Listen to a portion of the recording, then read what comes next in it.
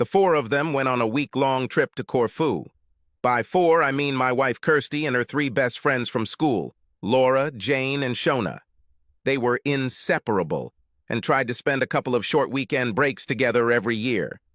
I didn't mind because in return I got a couple of weekends of golf. The week-long trip was unusual, but the package was last minute and cheaper than some of their weekend trips. With short notice of rest time, they would fly out on Monday and return the following Sunday. This left me, Mark, in charge of our 15-year-old son, Jake, and 8-year-old Chloe. Not to say I can't cook, but Kirsty left pre-prepared meals for the week, so that God forbid I poison the children. The week started well, thanks to the help of both sets of parents. I managed to work, run to school, attend sports and dance clubs. I was getting pretty good at being a domestic goddess, thanks in part to Kirsty's instructions for the washing machine. Kirsty called several times, mainly to check that I had not done any permanent damage, but also to remind the children that she missed them and loved us all. So we made it through the week, and I was with John and Tony, Shauna and Jane's husbands, waiting for the girls at the airport. Laura was still single. The kids stayed home, engrossed in their devices, and I was at the stage where I trusted Jake to look after Chloe for a short time.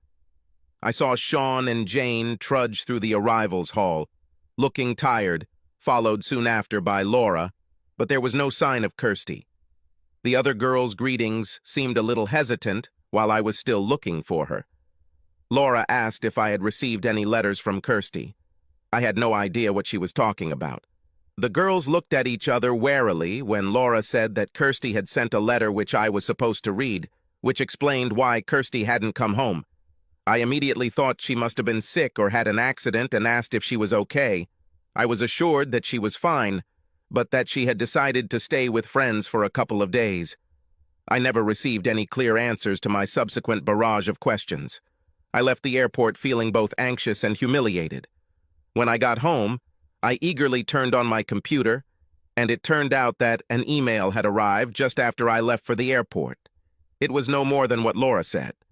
Just because she met with friends, she had the opportunity to take a short boat trip, and she stayed a few days to do it.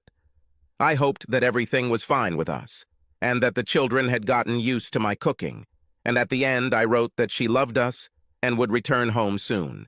I couldn't understand why she hadn't called and mentioned the extra stay, and then I realized she hadn't called at all for the last couple of days. And what kind of friends are they? I couldn't figure out who it could be.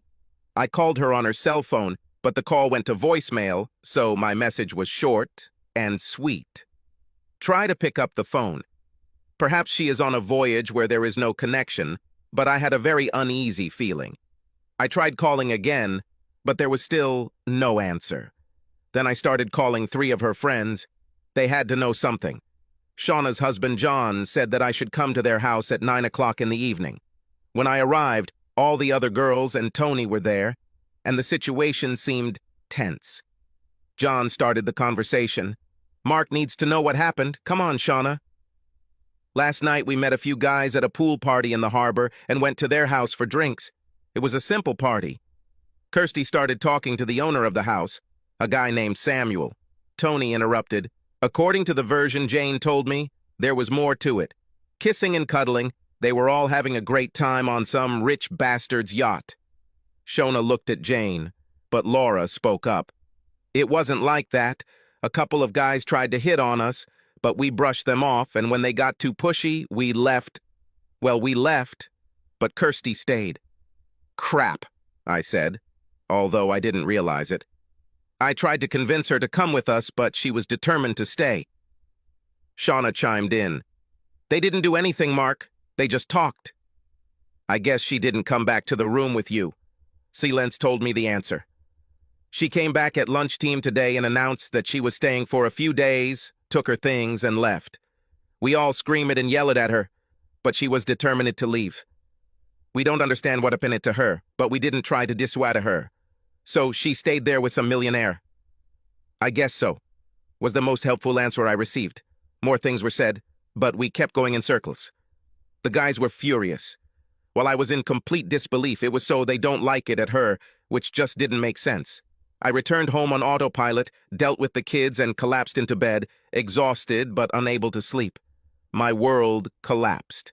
The next morning, I woke up late and rushed around the house frantically, trying to get the kids ready, make lunches, and get them both to school. Being late for work, I missed the start of a meeting with a client, much to the displeasure of my manager. Still, nothing was heard from Kirsty. There had been a rush at work all day, and I was late picking Chloe up. Luckily, Shauna, Jane, and their children were with her in the schoolyard. They saw how excited I was and offered to help for the rest of the week. They asked about Kirsty's letter, and I told them how little was written there. I was still completely in the dark. On Monday evening, Kirsty finally called me and apologized for not calling, saying she had no signal. Without taking a breath, she talked about the opportunity to go on a sea voyage with friends and how this opportunity was too good to pass up. I let her continue and then said, "So, will you stay with Samuel on his yacht?" The silence was deafening. "Mark, it's not what you think. I think you live with a millionaire, you left your husband, you humiliated me in front of our friends, and you don't have the decency to keep in touch with your children. It's just a few days. I'll be back on Thursday. Don't worry about returning at all." I hung up. What kind of complete bitch is this? The phone rang several times, but I ignored it. Received SMS. "Sorry, the first flight is tomorrow at 15:00. We need to talk. Tell the children I love them." My anger reached new heights of "we need to talk" and "tell the kids I love them" after she ignored them. She has to be kidding. The next day, I asked her parents to look after the children. They were shocked by her action, but asked me to listen to her version before deciding anything. The children also started asking questions. I wasn't going to pick her up, so she dragged her suitcase through the door at 8 o'clock in the evening. I said nothing and looked at her silently. "Sorry, Mark, I didn't think so. It was an opportunity to take a break from everything, and I took advantage of it. I just didn't think about what it would look like. You probably think I'm an idiot. You stayed on his yacht, although the others begged you to return to the hotel with them. He was nice. We were just talking." Fuck off, Kirsty. You don't abandon your family for a simple conversation with someone nice. For 3 days, you were just talking? Basically, yes, but I didn't have sex with him. I don't believe you, and even if I didn't, you still left me for another man. I didn't leave you. I just had the opportunity to travel freely, and there were other people there. Samuel is a true gentleman, a truly generous host, and a good listener. So, I'm not listening to you. No, that's not the point. You're listening, but this is a kind of escape from our ordinary life, as if I can choose anything and be free. Our life is a little stagnant, a little, well, boring. You're probably kidding. This is the life you wanted, children and a home. It's because of you that we stopped traveling and gave up most of our activities. It was you who wanted a bigger house and to save money. The children were too young to travel.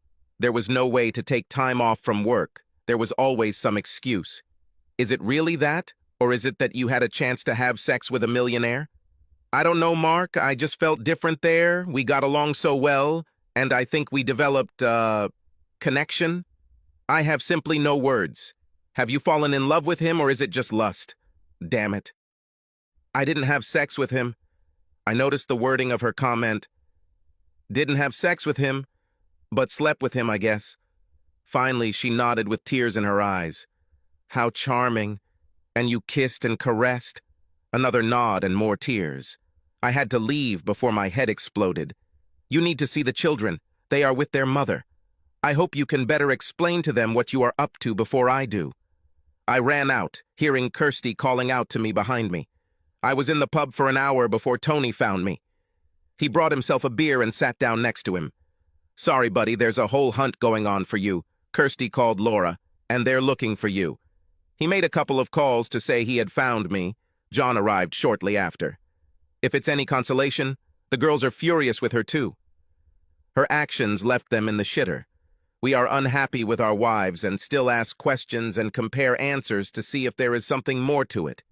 I asked if there was anything new, but they thought not. What will you do? I have no idea. She seems to be in love with this asshole and lost in some kind of romantic fantasy. At that moment, my phone rang. Please come home. We need to talk. No, like you before. I don't want to go back, I answered. It rang again and I turned it off. Kirsty. It was past midnight when Tony helped Mark back into the house. I've never seen him so drunk. I tried to help, but Mark looked at me with absolute contempt. Tony managed to get him into bed and he fell asleep immediately. I had just begun to thank Tony for his help when he interrupted me. What are you doing with him, Kirsty?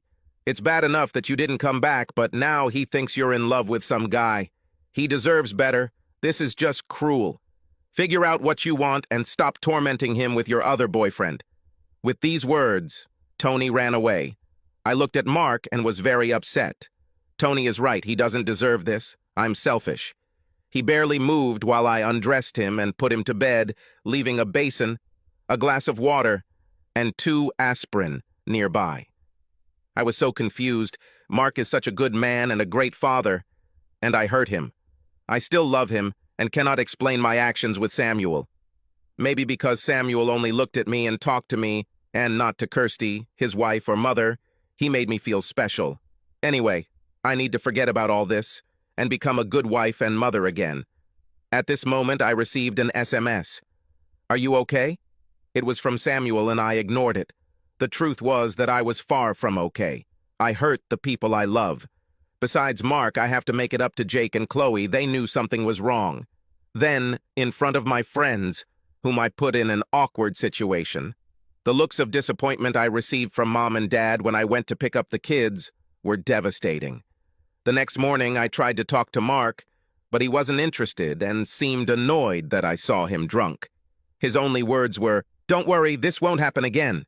He went to work, looking shabby, and I started getting the kids ready for school.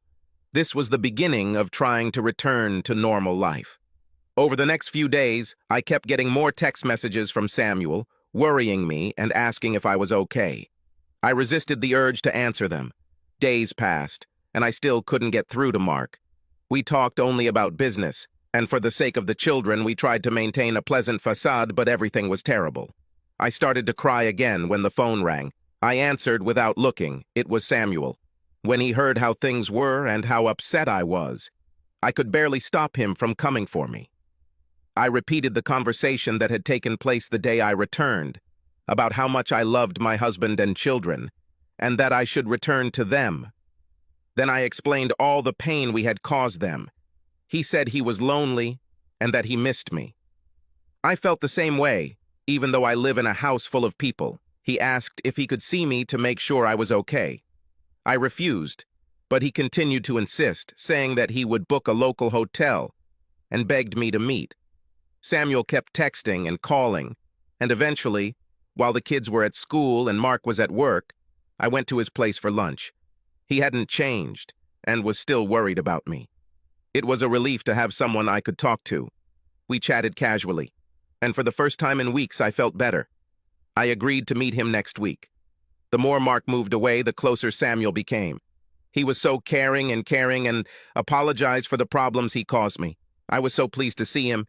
He felt like my only friend. At the 4th dinner, I went to his hotel room and we made love for the first time. I was overwhelmed with emotions. This feeling was amazing. Not that Samuel was better than Mark, but it was new and exciting. Plus, I hadn't had sex since I went on vacation, which made the sensation even worse. Samuel was delighted and called it an honor to be with me. After that, we hugged and made love again, but not like with Mark. I felt free and could open up. She returned home late and found Mark sleeping on a blanket in Chloe's room. They both fell asleep as he read her a bedtime story. I felt absolutely terrible. I carefully woke him up and put him in my bed, but he quickly fell asleep again. I crawled under the covers next to him and cried until I fell asleep. I wanted to take care of Mark so much, but I thought I was falling in love with Samuel. It was all so confusing and I found myself in the most terrible dilemma. I tried to think about what would be best for Mark. If I really love him, wouldn't it be better to just leave? Am I trying to protect Mark or am I just being a coward? I missed the opportunity to ask him for advice. He always knows how to do the right thing. I arranged to meet Samuel again, this time for dinner, and wanted to make it special. My mom had the kids, and Mark was away with the kids for a sleepover. I found my little black dress, stiletto heels, and bought new stockings. The dinner was wonderful, and we talked about elopement and possible divorce. He has money, so it's not a problem, and he can help with the lawyers about custody. When I said I couldn't leave because of the kids and school, he immediately suggested we find a place nearby so we could be together. The sex was amazing. Samuel was not trying to quickly remove my dress. He liked my underwear and stockings. It was an absolute escape from my normal and now depressing life. I returned home at midnight and was horrified to see Mark's car at the entrance. When she came in, he was holding a stocking bag in his hand. Is this for him? I couldn't deny it and nodded through my tears. So it's hardly platonic. You're dressing for sex. You have never offered me something so pleasant for him. Let's see. You always said that I should be enough of you without fancy makeup and lingerie, and that you should feel comfortable. So he gets more from you than I ever got. I couldn't think of how to respond, having no idea why I didn't do it for Mark. Perhaps because of the power or control in the marriage, or the fact that I am a wife and mother, not a lover. Do you think our whole marriage is boring, or just our sex life? Are you doing things to him that you wouldn't do to me? It's not like that, Mark. I can't explain it. You're not boring in any way. I really couldn't explain it. Mark always wanted to be more sexually adventurous, but I held back and rejected what he suggested. That's the whole difference. It's comfortable with me, but he excites me. Now you are making an effort, but not for our sake. How much effort did you put into flirting and dinners? I didn't like the truth in his words. Now it seemed so smug and stupid, because if I had put in more effort, I might not have looked for another. There is not much difference between Mark and Samuel. The difference is in me and how I behave with them. Stuttering, I apologized and ran to the bedroom, locking the door. I expected Mark to knock her out and throw me out, but he didn't. This is a complete disaster, I called Samuel in a panic. He, making sure that I was safe, invited me to go to him. I decided that my life was now purgatory, and Samuel was my only way out. The next morning, I found Mark in the kitchen, sleeping in the spare room. I'm sorry, Mark. I ruined us and I can't fix it. I think we should try to break up. I need time to find myself, to understand what I need. Mark saw right through me. It's because of him, isn't it? You go to him. Have you been communicating with him all this time? I sighed. Yes, for quite a long time. I need to sort out my feelings for him and for you. For both of you. Yes, but you will figure this out in his bed, so the decision has already been made. Everything is wrong. I love you, but I ruined everything, and in fact I got confused in everything, in all emotions. I need to check if everything is real with him. Well, you can tell the children. I myself have no idea how to explain your actions. I'll tell them it's a short vacation. Don't be stupid. They'll be waiting for you to come back. But I really can come back. Mark looked at me incredulously. What makes you think that it depends on you?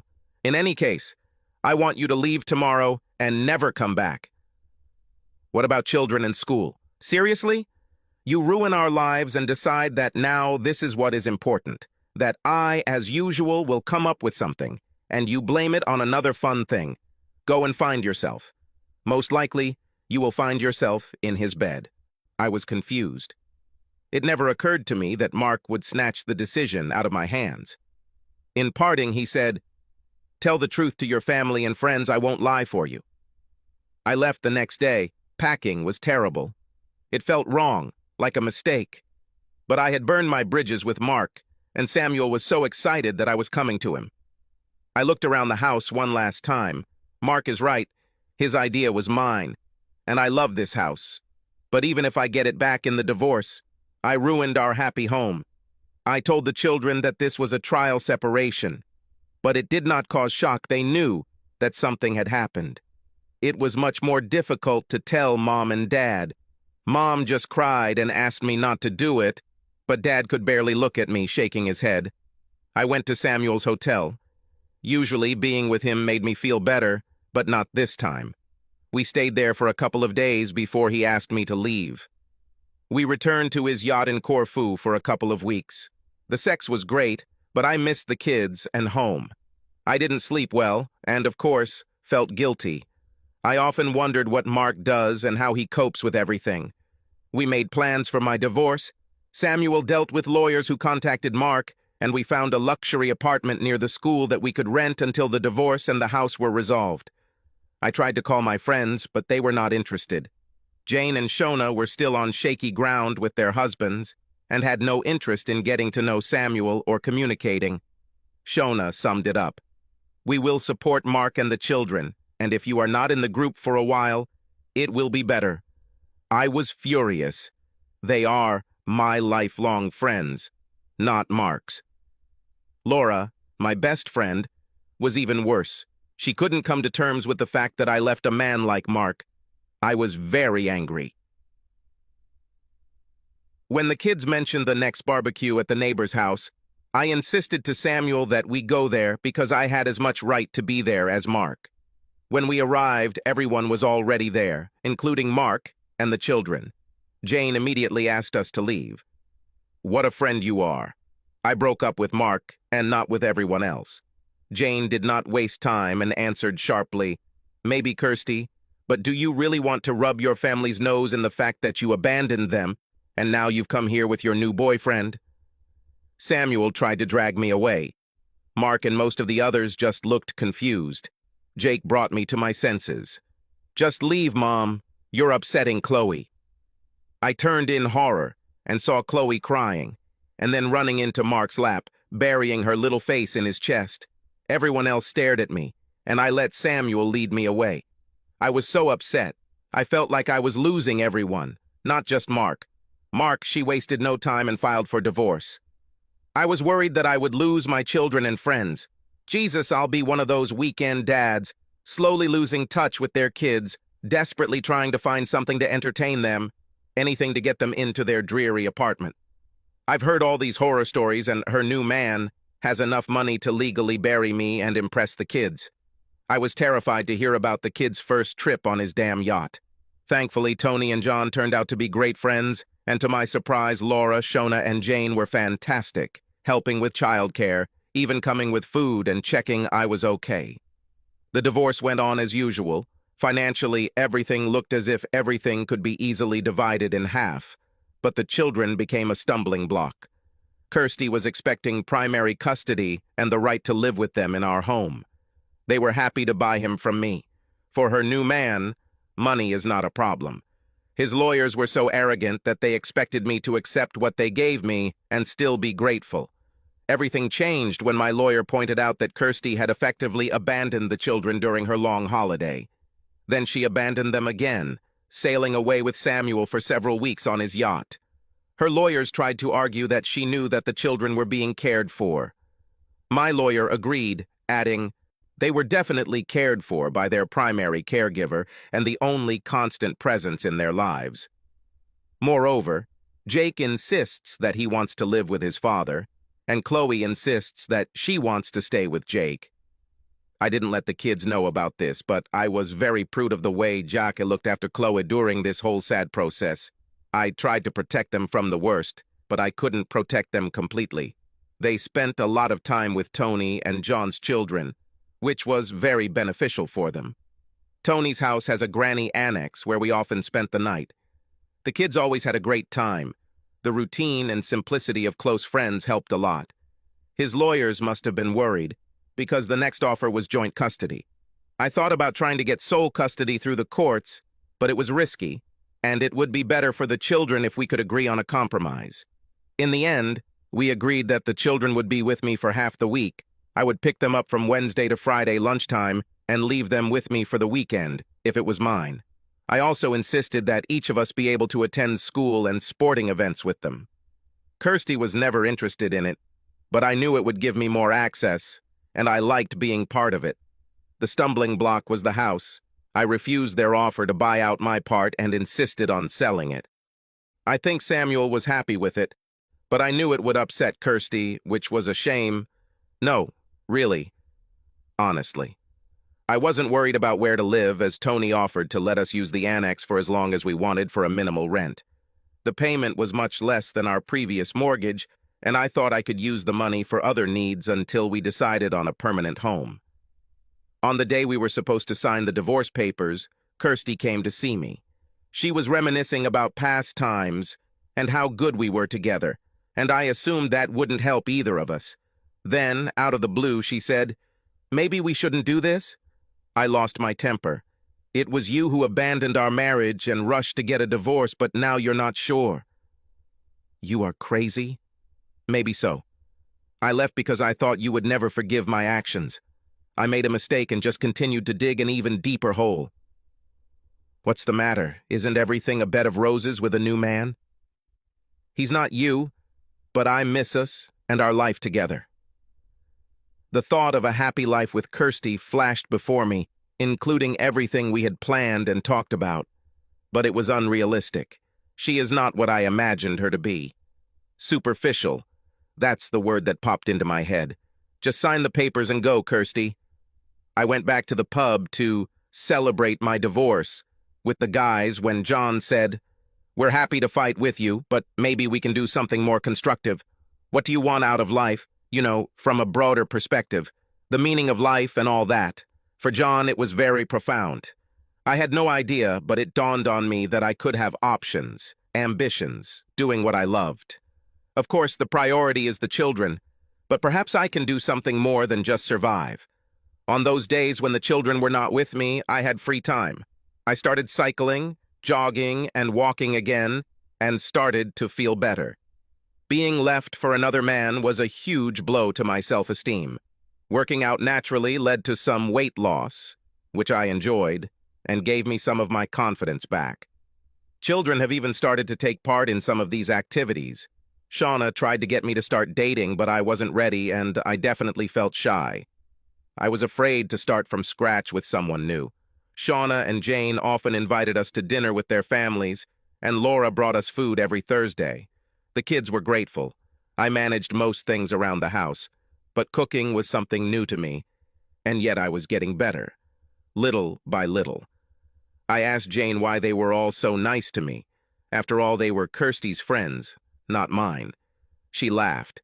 "The great thing about you, Mark, is that you have no idea how much people like you. You have always been there for us and our children without a second thought, and we just repay you." I was truly touched and blushed like an embarrassed teenager. I started organizing weekend trips with the kids, lots of sports and outdoor activities. They loved it, and so did I. We often went with other families and Laura. When Kirsty had children, I went on long hikes and trips and went to the mountains. I got interested again and got in touch with some old friends I used to climb with and got back into it too. It was great to meet them again. We immediately went back to the old friendship that I missed when marriage and children came along. Living in the annex meant I had less to do with renovations, and I even had some extra money to spare. I saved it up and took the kids on a trip to the Andes in the summer, including a trip to Machu Picchu. They really enjoyed it, and we started planning our next trip, possibly to the Alps. My climbing buddies were looking at options there too. Things got a little weird after that. I was sure Laura was starting to flirt with me a little, and Kirsty was getting more and more close to me every time the kids were handed over. Kirsty. The kids called from vacation and were so excited that Jake even overcame his usual teenage shyness. I saw a photo of Mark on social networks where he and his children were in Machu Picchu. When I looked through the children's pages, there were hundreds of photographs of amazing places, swimming, flying, and adventures. I wondered if I was the one who stopped him from doing all this before, because now his life seemed not boring at all. Mark's pages included some scary rock climbing photos with faces I vaguely recognized from our wedding day. But the worst of all were the photos from camping trips and barbecues with Jane, Shauna, and Laura and their families. I couldn't understand my feelings until I realized that it was jealousy, which seemed inexplicable, because I was the one who gave up such a life. When I suggested that the children spend their vacation on a yacht, they did not show much interest. Still couldn't find contact with Samuel. I asked what kind of vacation they liked, and they answered that it was better with Dad because he does what needs to be done. I suggested that we go to Disney with them. At least they were happy about that.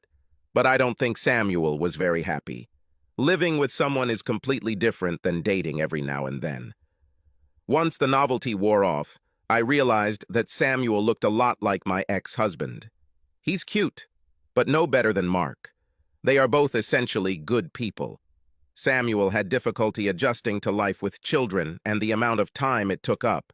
We couldn't just pick up and go on a trip at any moment, leaving them behind. And they were not at all interested in city trips, elegant restaurants, and hotels that Samuel was used to. He tried very hard, but began to resent that he had to adjust everything to my old life. I missed my friends and family. I missed Mark. I thought about him often, remembering the quiet comfort of each other's company. What was missing was just having him around, my best friend, who always gave great advice and always found a way to make everything better. My intuition told me that Mark was the one I truly loved, the person who carried me through the difficult periods of my life. It was a terrible time right now, but Mark wasn't there to help me. I threw it away. This realization was quickly followed by tears. I went to drop off the kids, and Laura was there. I was glad to see her. Out of everyone, she was my closest friend. But we hadn't talked for so long. The children ran inside. Laura said she had dropped off food, and I thanked her for helping Mark with the kids, saying she was a good friend. She joked that he had always been a terrible cook. We asked each other how things were going and responded politely. I saw her hesitate before saying, "I don't understand why you did this. I was always protective of you until Mark came along, but together you guys were perfect. Then children made you complete, and I was so jealous that you had everything I always dreamed of, and then you threw it away." I had a hard time finding what to answer. I don't know. I got confused, got caught up in something, and couldn't get out until I realized I was in too deep. "Well, I hope your loss is to my benefit." "What do you mean?" "I always joked that if I had seen it before you, I would have taken it for myself." "Well, I'm serious. We always got along and had fun. He's still in pain, but I'll help him get back." "You mean you and Mark?" "Of course, if he accepts me. He's so much better than any of my previous boyfriends. You're crazy to kick him out." But you can't." I can and will do it. Next weekend we are going camping. Look, it's better for all of us. We are friends, and we can deal with the children among ourselves. It will be much easier than an evil stepmother who will scold you at every opportunity. I felt tears of disappointment and jealousy in my eyes as I watched Laura leave. Did she really take the first step so quickly? I wiped my eyes and entered the annex. The kids ran to their rooms, no doubt immersed in their phones or laptops. I smiled. Mark was in the kitchen, trying to heat up Laura's food. He looked fit, handsome, and was completely discouraged by the microwave. I asked if we could talk. He looked slightly puzzled, but nodded towards the table. "Mark, what would you advise a friend if he made the biggest mistake in his life and didn't see how to correct it?" "It's hard to say without knowing what the mistake is." "Isn't it obvious?" He shifted uncomfortably. I'm sorry about all this. I want to go back." He looked truly shocked. "To be honest, Kirsty, you did me a favor. Doing everything for you and our marriage, I lost myself. Now I like my life. Traveling, communicating with children and friends. I worked to provide for our family, and now I started doing what I love, and this is just the beginning. Anything is possible. You said you needed to find yourself. Well, I guess that's what I did. I found something, maybe myself. But what if you had it all, and someone special to share it with? Does Samuel know about your sudden change of heart?" I shook my head. "So you're still hedging your bets?" "I thought I was too boring for you. Has the excitement gone with him?" "I never said that, and now you're making fun of it. If there's one thing I regret, it's holding you back and not giving you everything. That passion for life that you have shines through. I'll beg you if it helps." Mark took a deep breath. "No, it won't help. The consequences for the children and for me are too strong. I realized that I don't know you, and I can never trust you again. For the sake of children, we can be polite, but no more. I tried to leave before the tears turned into a stream. Despite all my efforts, I was upset again when I returned to the apartment. Samuel saw how upset I was and asked what happened. All I could say through my tears was, "Mark." If I expected consolation, I was sorely mistaken. Samuel looked through me. "You still love him, don't you?" I couldn't think of what to answer, barely holding back tears. Samuel took his coat off the hanger and quietly left. He returned a few days later, but only to pick up his things. He never returned, and I never tried to contact him. Before I had a chance to try to contact Mark again, it became clear that he and Laura were a couple. Every time I dropped the kids off, she was there, and I have never seen her happier. Mark looked at her the same way he used to look at me. He and the kids revolved around her. I couldn't even hate her. She's a wonderful person, and they made a great couple. I tried my best to be happy for them, but again, I fell into despair. It seemed to me that Laura was stealing my life. The apartment lease expired, and I moved back to my mother, if we talk about life in the past. Meanwhile, my ex-husband was living the life I dreamed of with my best friend, and I watched it all from the front row. I am alone in this world and feel completely lost. That girl's night out, the decision to go on a date, being talked into going to a party, the extra drink, the conversation with Samuel, any of 100 small decisions could have prevented all of this. I can blame 1,000,000 decisions, but each of them was my own. I am to blame for everything. Mark. So, betrayed by my wife and expecting the worst, in the end, everything turned out just fine for me. Why did this not become the disaster that is written about in the literature? It was my good friends and family who supported me that made the difference. I was amazed at how well the children handled the situation. I hope we instilled good values in them that will help them get through life's ups and downs. I was lucky to have Laura, but she insists otherwise, describing us as the crown of her fairy tale. I also found something in myself, a quiet strength, to remember who I was, and it wasn't dependent on another person's opinions or actions. I also managed not to hate Kirsty, at least not for long. Of course, I didn't like her for a while, but even if that feeling passed, revenge would ultimately hurt me or the children. Laura is sure that I received the ultimate revenge, a life well lived. Subscribe to our channel so that your second chaff doesn't cheat on you, and go ahead and listen to the next story, because this story is nothing compared to the next one. If you're under 18, don't even think about listening to the next one.